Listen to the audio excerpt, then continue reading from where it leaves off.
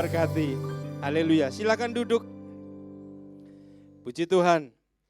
Pada malam hari ini firman Tuhan saya beri judul pekerjaan Roh Kudus. Mari kita sama-sama buka Alkitab kita di dalam Yohanes pasalnya yang ke-16. Yohanes 16 pasal 16 ayat yang ke-4b sampai yang ke-15. Perikop di sana dikatakan pekerjaan penghibur. Penghibur di sini berbicara tentang pribadi Roh Kudus. Perhatikan firman Tuhan. Hal ini tidak kukatakan kepadamu dari semula, karena selama ini aku masih bersama-sama dengan kamu. Tetapi sekarang aku pergi kepada Dia yang telah mengutus aku, dan tiada seorang pun di antara kamu yang bertanya kepadaku, kemana engkau pergi? Tetapi aku mengatakan hal itu kepadamu, sebab itu hatimu berduka cita. Namun benar yang kukatakan ini kepadamu adalah lebih berguna bagi kamu jika aku pergi. Sebab jikalau aku tidak pergi, perhatikan, penghibur itu tidak akan datang kepadamu. Tetapi jikalau aku pergi, aku akan mengutus Dia kepadamu. Dan kalau Ia datang, Ia akan menginsapkan dunia akan dosa, kebenaran, dan penghakiman. Akan dosa karena mereka tetap tidak percaya kepadaku. Akan kebenaran karena aku pergi kepada Bapa dan kamu tidak melihat aku lagi. Akan penghakiman karena penguasa dunia ini telah dihukum. Masih banyak hal yang harus kukatakan kepadamu, tetapi sekarang kamu belum dapat menanggungnya. Tetapi ayat 13, apabila Ia datang yaitu Roh kebenaran, Ia akan memimpin kamu ke dalam seluruh kebenaran. Sebab Ia tidak akan berkata-kata dari dirinya sendiri. Tetapi segala sesuatu yang didengarnya itulah yang akan dikatakannya, dan Ia akan memberitakan kepadamu hal-hal yang akan datang. Ayat 14, Ia akan memuliakan aku, sebab Ia akan memberitakan kepadamu apa yang diterimanya daripadaku. Ayat yang terakhir, segala sesuatu yang Bapa punya adalah aku punya. Sebab itu aku berkata, Ia akan memberitakan kepadamu apa yang diterimanya daripadaku. Puji nama Tuhan. Tolong slide-nya dibuka. Ya, saya bersyukur ini dibantu sama Ishak, jadi saya bisa menyampaikan firman Tuhan ini dengan PowerPoint, dan sungguh saya berterima kasih buat Ishak yang sudah membantu saya. Ya, pekerjaan Roh Kudus. Nah, saudara yang terkasih di dalam nama Tuhan Yesus, Roh Kudus, slide selanjutnya, Roh Kudus ditugaskan untuk menolong orang-orang percaya karena mereka perlu ditolong. Perhatikan, Roh Kudus ditugaskan untuk menolong orang percaya karena mereka perlu ditolong.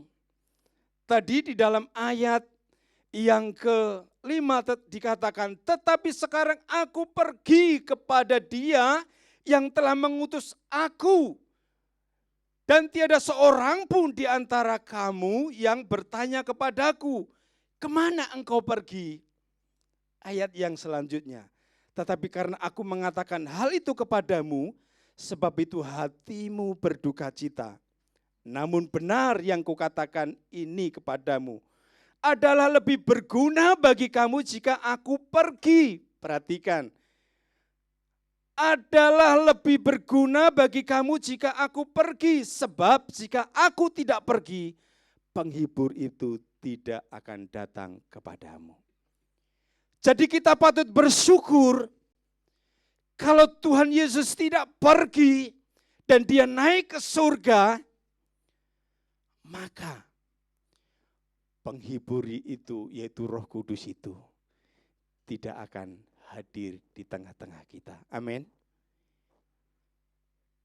Itu sebabnya Roh Kudus itu akan dinyatakan di dalam diri kita untuk supaya Roh Kudus ini ditugaskan untuk menolong bagi saudara dan saya sebagai anak-anak Tuhan, sebagai orang-orang yang percaya, di mana kita perlu ditolong sama Tuhan melalui karya Roh Kudus itu sendiri. Dan melalui Roh Kudus, Allah hadir. Amin. Dan Roh Kudus menyaksikan karya Kristus di dunia ini. Dan dalam bagian ini kita mau belajar tentang pekerjaan Roh Kudus. Kita sudah baca di dalam ayat-ayat ini tadi bahwa apa yang dilakukan oleh Roh Kudus? Pekerjaan-pekerjaan apa yang akan dinyatakan di dalam kehidupan kita sebagai pribadi anak-anak Tuhan? Yang pertama di sini, kalau kita tadi baca di dalam ayat yang ke-8 sampai yang ke-11, tadi dikatakan, dan kalau ia datang, ia akan apa? Mengisapkan dunia. Arti mengisapkan di sini berbicara tentang bukan saja menegur atau menyatakan bersalah, tetapi mengisapkan ini juga berarti mengoreksi. Mengisapkan akan dunia berarti juga menegur, menyatakan kesalahan, dan juga bisa mengoreksi setiap pribadi orang-orang yang berdosa.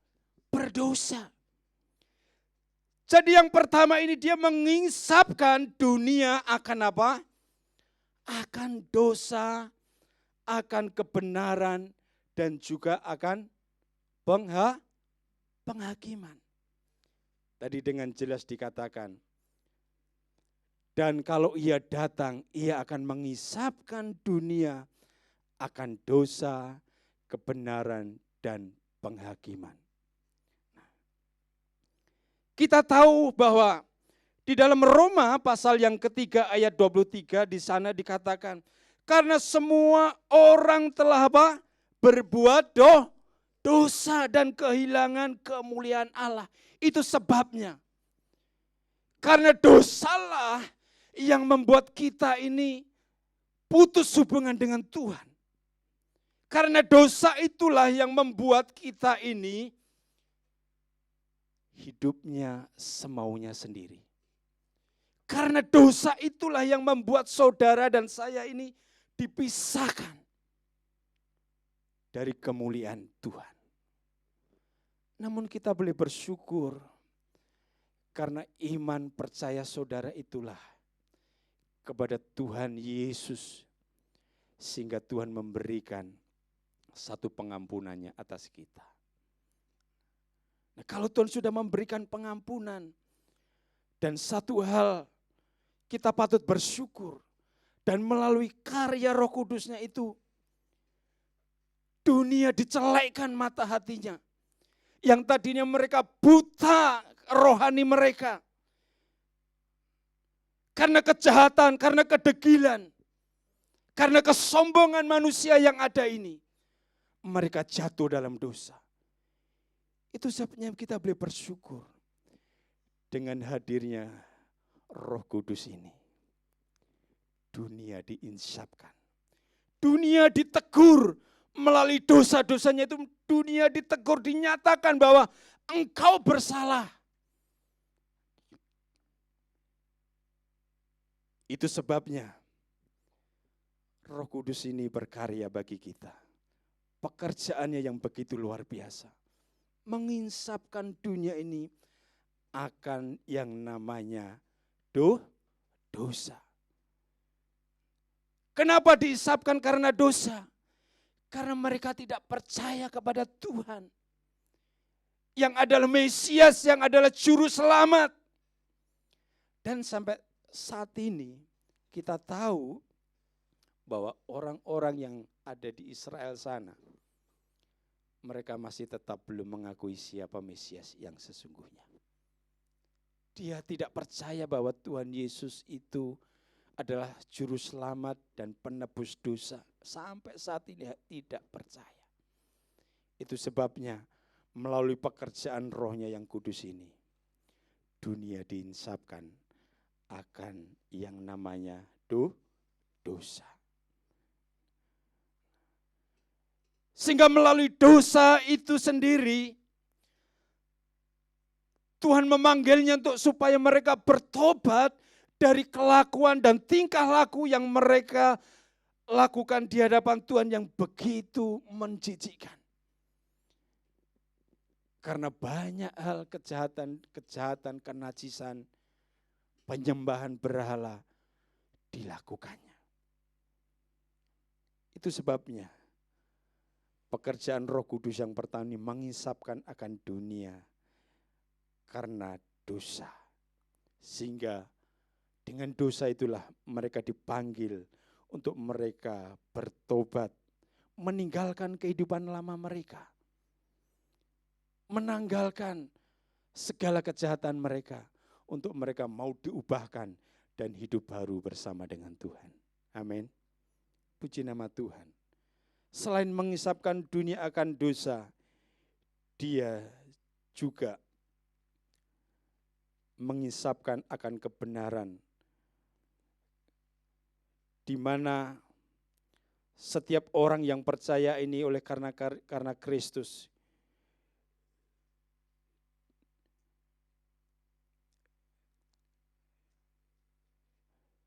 yang mereka tidak hadir lagi secara fisik di bumi ini.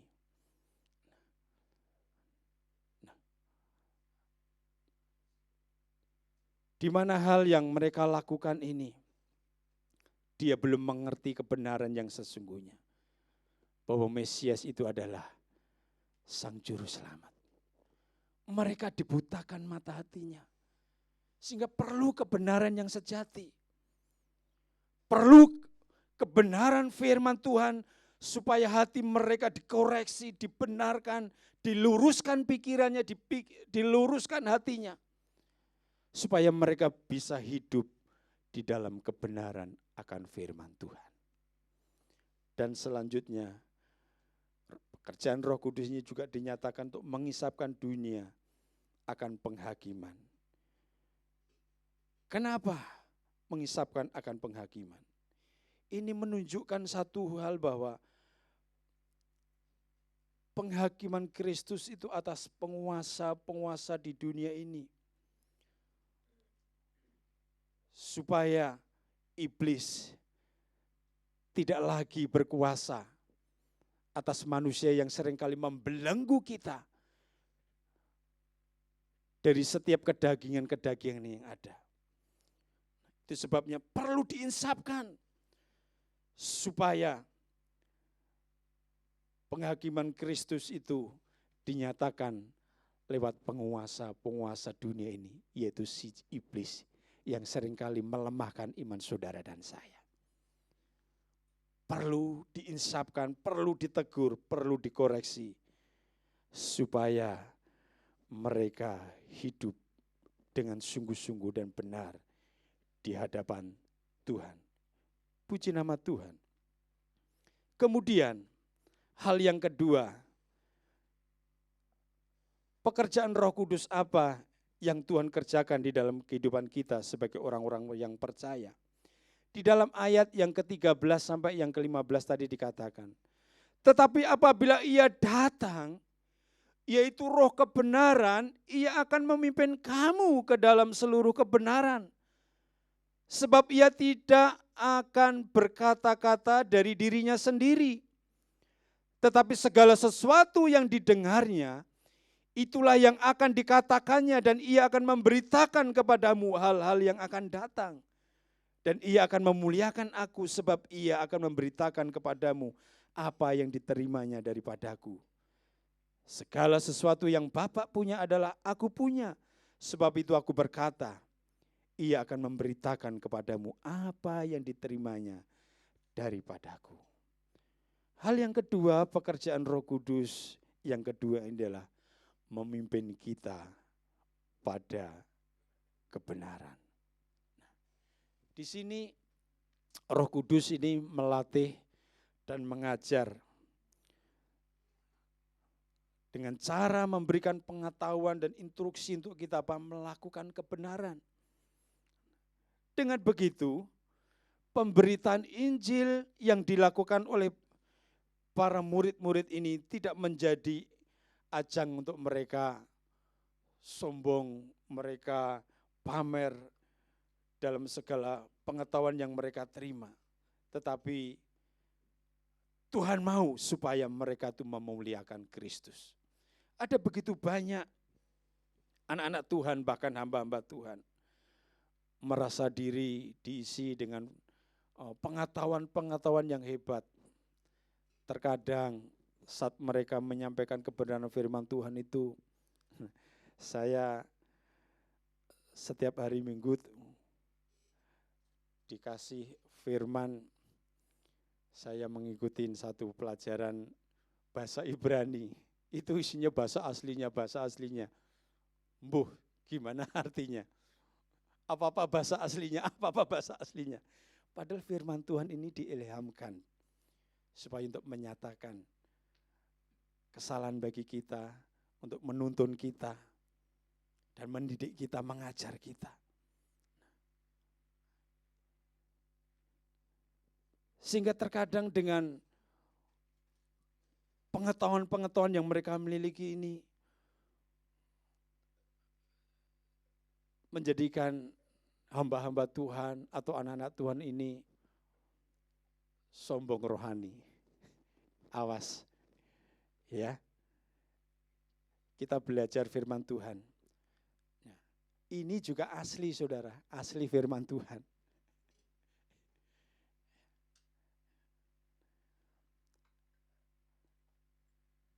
Saya percaya dengan firman Tuhan ini, dengan Alkitab ini, kita terus dituntun Tuhan untuk kita menuju kebenaran kepada Kristus Yesus. Tuhan yang kita sembah. Amin. Puji nama Tuhan. Tidak perlu kita harus ngerti bahasa aslinya. Memang betul saudara, itu untuk pengetahuan diri sendiri. Tapi kalau saudara, saya misalkan menyampaikan, wah mungkin bahasanya bahasa Ibrani atau Yunani, jemaat enggak akan tahu saudara. Iya atau iya? Tapi saya yakin ketika kita bersama-sama di GBI Raja Wali ini dengan bacaan Aba ini, menuntun kita lebih lagi hidup dalam kebenaran akan firman Tuhan. Nah, sehingga dengan firman itulah Roh-Nya yang kudus ini mengajar buat kita, memimpin kita kepada kebenaran yang sejati di dalam Tuhan. Amin. Nah, itu sebabnya hal yang kedua ini perlu kita camkan baik-baik. Karena kita tahu apa yang Tuhan Roh Kudus kerjakan di dalam dirinya itu. Bagaimana pekerjaan Roh Kudus dinyatakan di dalam hidup kita ini. Selain tadi mengisapkan dunia akan dosa, akan kebenaran dan penghakiman. Yang kedua ini memimpin kita dalam kebenaran. Selanjutnya, hal yang terakhir, saya tidak akan panjang lebar. Karena kita akan terus diisi dengan Roh-Nya yang kudus, melalui kita boleh membuka hati kita, supaya waktunya ini bisa kita puaskan dengan hadirnya Roh Kudus di tempat ini. Amin. Kemudian yang ketiga, yang terakhir. Kalau kita baca di dalam 1 Petrus pasal yang pertama ayat yang kedua, di sana dikatakan, yaitu orang-orang yang dipilih, yaitu saudara dan saya, sesuai dengan rencana Allah Bapa kita, dan yang dikuduskan oleh Roh, di sini rohnya besar, Roh Kudus, supaya apa? Taat kepada Yesus Kristus dan menerima percikan darahnya. Jadi pekerjaan Roh Kudus yang ketiga, yang terakhir ini, menuntun saudara dan saya dalam ketaatan dan kekudusan. Di mana Roh Kudus yang tinggal di dalam kehidupan orang percaya tersebut tetap dalam kekudusan. Di mana Roh Kuduslah yang menguduskan dan membimbing setiap orang percaya agar mereka dapat hidup dan di dalam ketaatan kepada Allah. Itu sebabnya kita mau buka hati kita di hadapan Tuhan. Kalau Tuhan yang sudah begitu luar biasa melalui karya Roh Kudus-Nya. Kalau kita sudah mengetahui bagaimana pekerjaan Roh Kudus ini dinyatakan bagi orang-orang percaya. Bagaimana respon kita? Kalau sudah mengerti bagaimana pekerjaan Roh Kudus dinyatakan di dalam diri kita. Apakah kita menyembelihkan atau kita abaikan sedemikian rupa? Atau kita berkata, wah saya enggak perlu itu. Ada begitu banyak anak-anak Tuhan yang seringkali mengabaikan karya Roh Kudus di dalam hidup kita. Justru tanpa Roh Kudus kita akan sia-sia. Tadi dengan jelas dikatakan di dalam ayat yang ke-8. Dan kalau ia datang, ia akan, ayat yang ke-5. Tetapi sekarang aku pergi kepada Dia yang telah mengutus aku dan tiada seorang pun di antara kamu yang bertanya kepadaku, kemana engkau pergi? Ayat 6, perhatikan. Tetapi karena aku mengatakan hal itu kepadamu, sebab itu hatimu berduka cita. Ayat yang ke-7. Namun benar yang kukatakan ini kepadamu adalah lebih berguna bagi kamu jika aku pergi. Sebab jika aku tidak pergi, penghibur itu tidak akan datang kepadamu. Tetapi jika aku pergi, aku akan mengutus Dia kepadamu. Puji nama Tuhan. Dan Tuhan Yesus sudah pergi naik ke surga. Dia menempati janjinya. Yaitu penghibur Roh Kudus itu akan datang dan dicurahkan atas hidup saudara dan saya. Mau dicurahkan atas hidup saudara dan saya? Nah, kalau kita mau, siapkan hati kita di hadapan Tuhan. Karena kita sudah mengerti apa yang sudah Roh Kudus kerjakan di dalam hidup saudara dan saya. Tadi ketiga hal ini, pekerjaan Roh Kudus yang pertama mengisapkan dunia akan dosa, kebenaran dan penghakiman. Dan memimpin kita kepada kebenaran dan menuntun saudara dan saya dalam ketaatan dan kekudusan. Nah, kalau ketiga hal ini kita sudah mengerti betapa pentingnya kehadiran Roh Kudus dalam hidup saudara dan saya. Amin. Mau terima Roh Kudus saat ini? Siapkan hati kita, tundukkan kepalamu di hadapan Tuhan.